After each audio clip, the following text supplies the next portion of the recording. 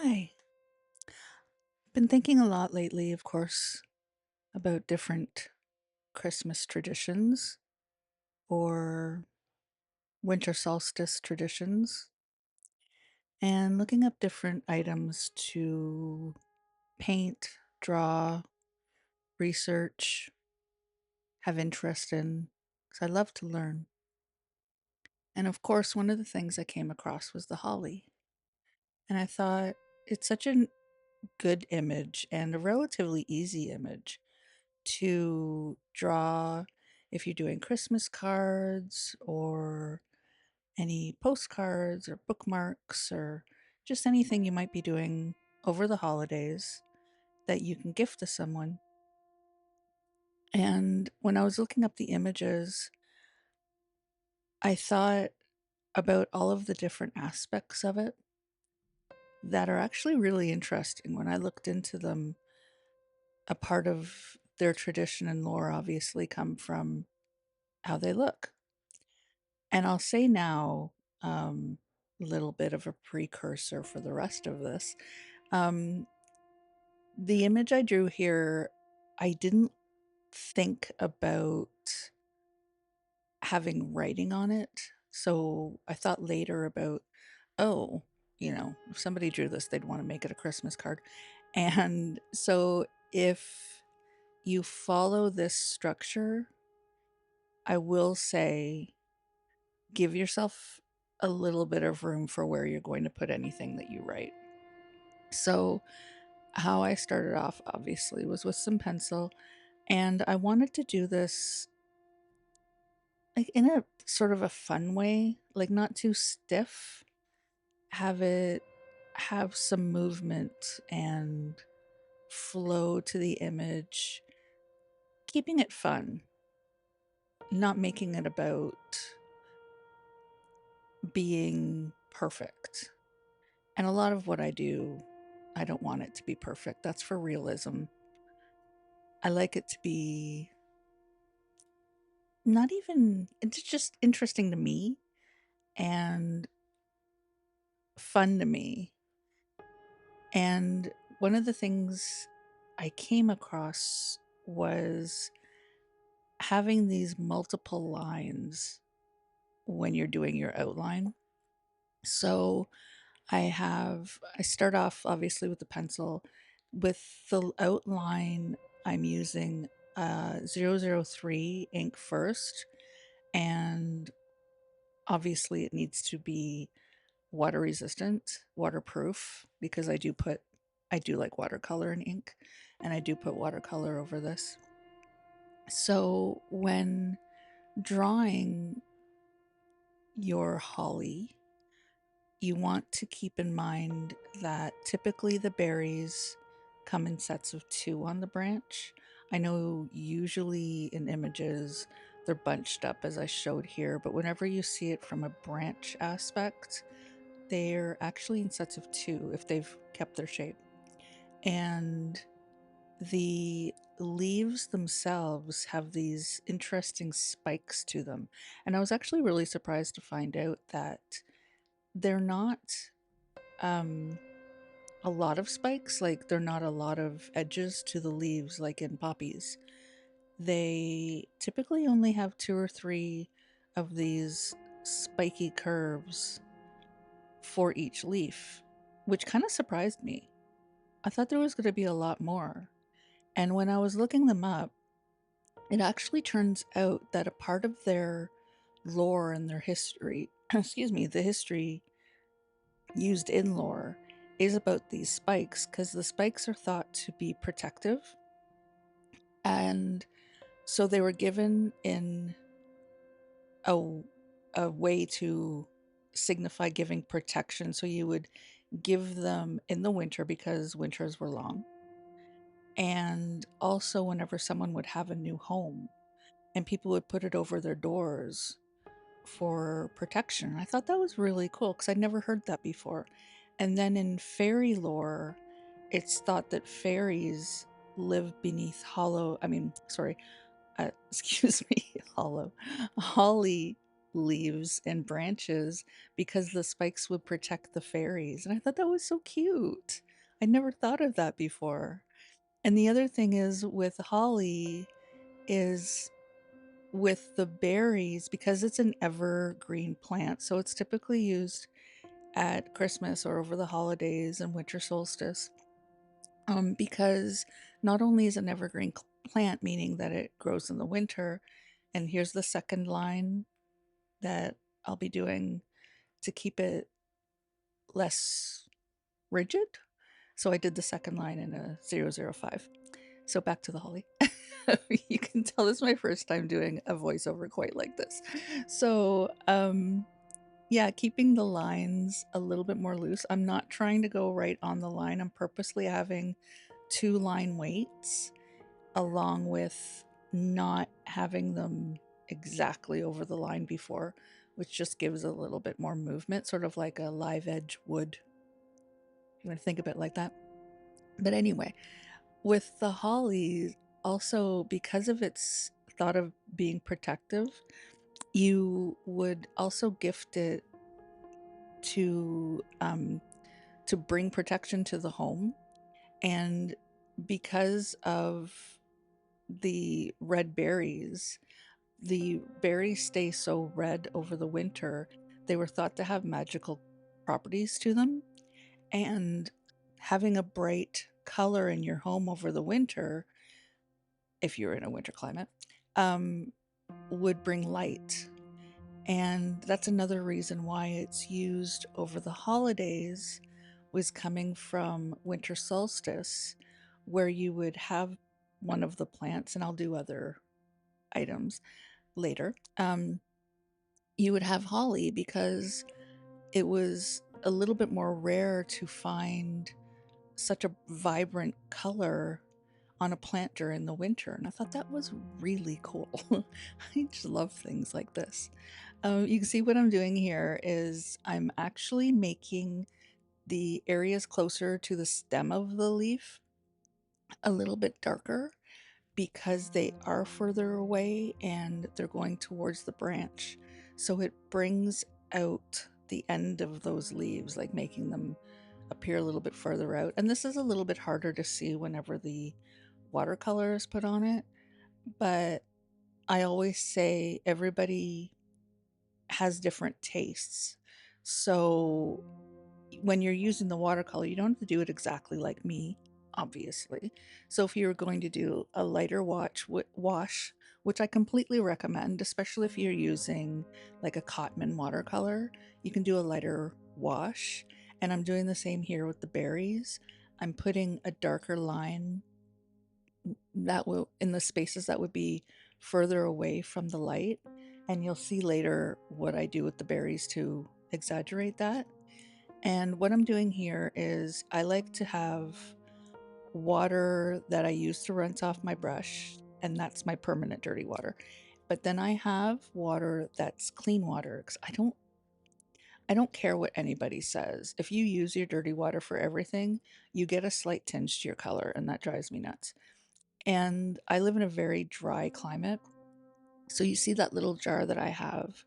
I live in the Toronto area. So once the heat comes on, that forced air is very drying. So I put a little bit of synthetic ox gall in it, and it helps to keep the paper wet longer. It doesn't work super well on this paper. This is it's a Strathemore sketchbook, and I do find that I'm having issues getting the pigment deep as you would with an arch paper.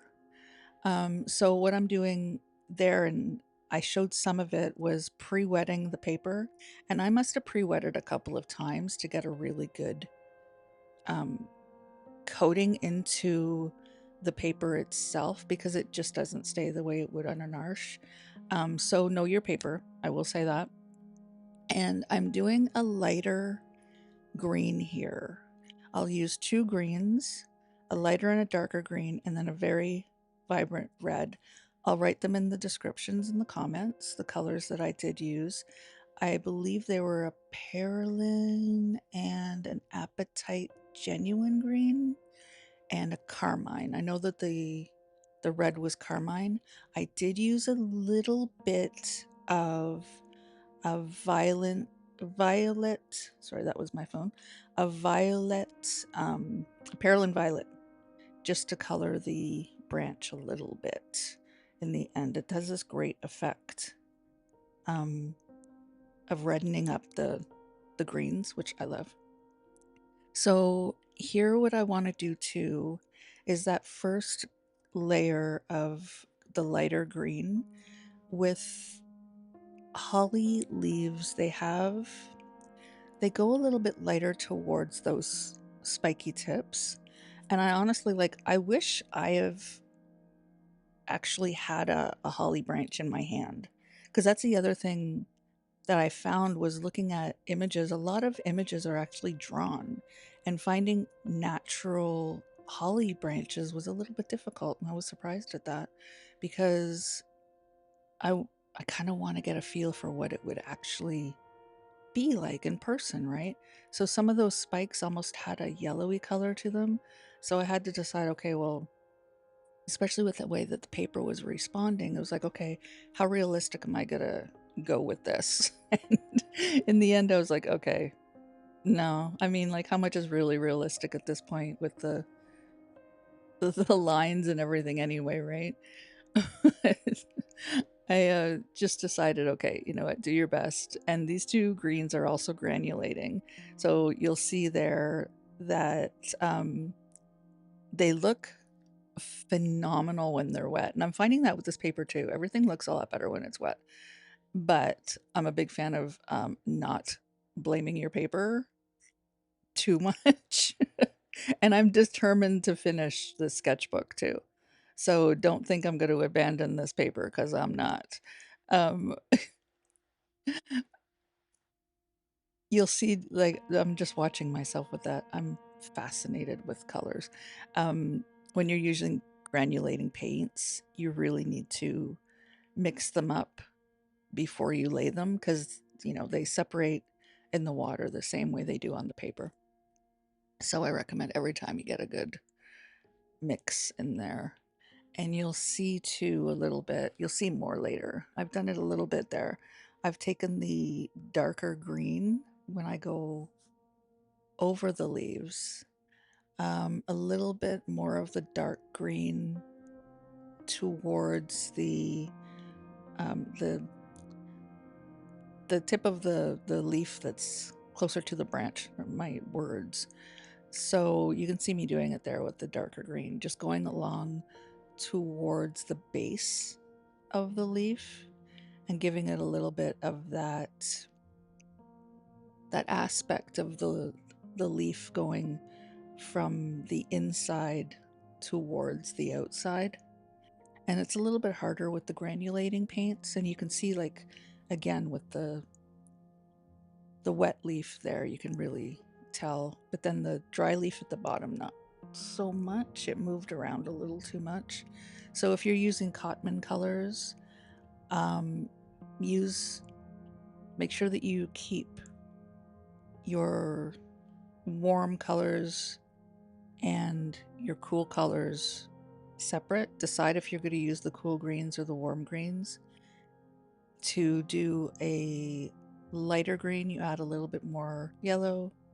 If you want a darker green, you can either add a little bit more red to make a green darker. Blue if you went with a colder green, that'll make it more of a teal color. So you can try those out if you're using Cotman colors. But I just suggest that know the difference between the warm colors and the cool variants, because a typical Cotman set will come with one of each, and that'll help you learn a little bit about mixing your colors to get your lighters and your darkers the way I've used them without having to buy the Daniel Smith ones that I have here. And so for I just showed the branch and using a little bit of that Perylene violet with the green to give it that sort of alive, sort of rhubarbish effect that happens with the branch on the holly. And here I'm using Carmine. And I thought that I was going to do the typical watercolor effect where you go lighter coats or layers to darker, and it just wasn't working on this paint. Like it was going a whole bunch of different things. It was moving around, it wasn't settling. You can see the same thing on that lower right branch, it just didn't settle. So in the end, what I ended up doing was taking practically straight Carmine and putting them onto the berries, which in some instances completely blocked the lines, but that was the only way that I was going to get this vibrant red that the berries typically are in real life. And a part of what I was saying, you know, they represent historically. And then what you do is you go back and you have just a bit of water on your brush, just a bit, and wet the area first so it moves around that pigment. And then you can go back in and create highlights by lifting pigment off, which unfortunately in this case was what I had to do. I would prefer typically to go lighter layers and darken them up slowly, but it wasn't working with this. So then to create a more sharp highlight in those highlight areas, I used a jelly roll, as you can see here, just making some lines and creating a bit of that harder highlight or harsher highlight in the berries. And then even if the lines, I mean, if the paint didn't cover your lines, go back into those darker spaces around the berries just to give a little bit more shadow to it and some sharpness in those shadows. And it makes you can see there, it just gives it a little bit more pop. And this was when I realized that I indeed didn't leave space for a message. And I decided to use goodwill as my message with the hollies because, like I said, it was given to people as a gift, as for protection. And you can see there, okay, I noticed this whenever I was editing. I used the wrong two. And my friends right now are gasping because I'm a little bit of a grammar person. I'm better now. But I enjoyed making the two O's in the goodwill so much that whenever I went to do the two, I did two O's again. But I show you later on how to fix that. I figured it out later. And of course, taking off the tape. I mean, I would never take this away from anyone being able to experience, even if it's on video. Enjoy. Now see, like, I just think that's a really pretty card. Like, look at that image. Oh wait, more tape. Oh yeah, that was good. So I just like that image as it is. It's pretty. I then wanted to, of course, create some shadows because I'm me. So just water the paper and go in with, I just go with a blend of the greens, just as long as it's really, really light, and giving a little bit more underneath where the leaves are to give it sort of a false sense of depth. So you'll start to see that the leaves start to really show up a little bit more, having that little bit of shadow beneath it. And then I found too, again on this paper, taking some just plain water and going over in some of the areas where the blending didn't necessarily happen as well, and just a little bit more shadow there. And here I am fixing that extra O with a star because I only realized that I'd done it while I was editing the video. Yeah, completely went over my head. I did not notice. So I put a star over that and I put a bunch of stars around it, and I probably put too many because I went a little crazy. But then you can see there that, yeah, there's my finished image. Enjoy, guys. I'll have more coming up. You can make some more cards and subscribe.